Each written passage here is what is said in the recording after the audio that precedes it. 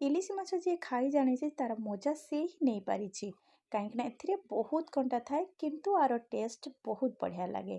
ନମସ୍କାର ଫ୍ରେଣ୍ଡସ୍, ଜୟ ଜଗନ୍ନାଥ। କେମିତି ଅଛନ୍ତି ଆପଣମାନେ? ଆଶା କରୁଛି ସମସ୍ତେ ବହୁତ ଭଲରେ ଥିବେ। ଆଜି ଆପଣମାନଙ୍କ ସହିତ ସେୟାର କରିବି ଇଲିଶି ମାଛର ଗୋଟେ ଇଜି ଓଡ଼ିଆ ରେସିପି, ଯେଉଁଟାକି ପ୍ରାୟ ନର୍ମାଲି ସବୁ ଓଡ଼ିଆ ଘରେ ବନେଇଥାଏ। ଚାଲନ୍ତୁ ଆରମ୍ଭ କରିବା। ଇଲିଶି ମାଛକୁ ଦେଖନ୍ତୁ ଭଲ ଭାବେ କାଟିକି ଧୋଇକି ନେଇ ଆସିଛି। ସେଥିରେ ଲୁଣ ହଳଦୀ ଗୁଣ୍ଡ ପକାଇକି ଭଲ ଭାବେ ତାକୁ ମିକ୍ସ କରିନେଇଛି। ଗ୍ୟାସ୍ ଉପରେ କଢ଼େଇ ବସାଇ ନେଇଛି, ସୋରିଷ ତେଲ ପକାଇ ନେଇଛି। ତେଲକୁ ଭଲ ଭାବେ ଗରମ ହେବା ପାଇଁ ଦେବା, ତାପରେ ମାଛ ପକାଇବା। କାହିଁକିନା ତେଲ ଭଲ ଭାବେ ଗରମ ହେଲେ ମାଛ ଯେତେବେଳେ ଆମେ ଫ୍ରାଏ କରିବା ସେଇଟା ତଳୁ ଆଉ ଲାଗିବନି। ମାଛ ସବୁକୁ ସେଥିରେ ପକାଇ ନେଇଛି, ଆଉ ତାକୁ ହାଇ ଫ୍ଲେମ୍ରେ ରଖିକି ଓଲଟିକି ମାଛକୁ ଭଲ ଭାବେ କଡ଼ା କରିକି ଭାଜି ନେବା। ଏବେ ଦେଖନ୍ତୁ ମାଛ ବହୁତ ବଢ଼ିଆ ଭାଜି ହେଇଗଲାଣି। ଆଉ ଇଲିଶି ମାଛର ଟେଷ୍ଟ ଏତେ ଭଲ ଯେ ତାକୁ ଏମିତି ବି ଆପଣମାନେ ଫ୍ରାଏ କରିକି ପଖାଳ ଭାତ ସହିତ ଖାଇପାରିବେ, ବହୁତ ବଢ଼ିଆ ଲାଗେ। ମାଛ ଭାଜି ହେଇଗଲା ପରେ ସେମ୍ କଢ଼େଇରେ ଅଳ୍ପ ଟିକେ ତେଲ ପକାଇକି ମୁଁ ଆଳୁ ପକାଇ ନେଇଛି। ତା ସହିତ ଲୁଣ ଆଉ ହଳଦୀ ଗୁଣ୍ଡ ପକାଇକି ଆଳୁକୁ କଭର୍ କରିକି 2-3 ମିନିଟ୍ ପର୍ଯ୍ୟନ୍ତ ଆଳୁକୁ ଭାଜି ନେବା।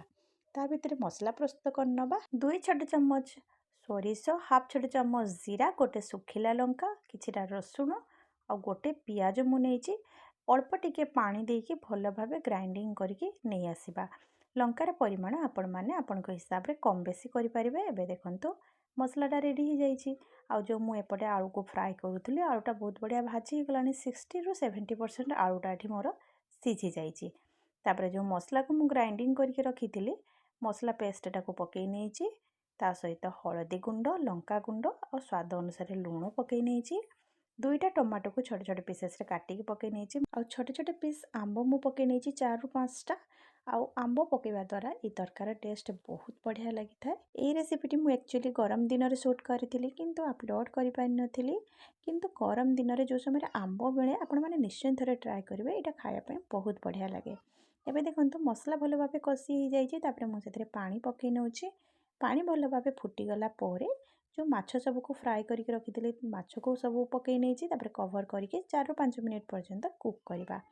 4-5 ମିନିଟ୍ ପରେ ଦେଖନ୍ତୁ ତରକାରୀଟା ଆମର ରେଡ଼ି ହେଇଯାଇଛି। ଆଉ ଆଳୁ ମଧ୍ୟ ସିଝି ଯାଇଛି, ଆଉ ବହୁତ ବଢ଼ିଆ ତା'ର କଲର୍ ମଧ୍ୟ ଆସିଯାଇଛି। ଏବେ ଆମର ଟେଷ୍ଟି ମାଛ ଆମ୍ବ ତରକାରୀ ରେଡ଼ି ହେଇଯାଇଛି। ନିଶ୍ଚୟ ଥରେ ଗରମ ଦିନରେ এই ରେସିପିକୁ ଟ୍ରାଏ କରିବେ।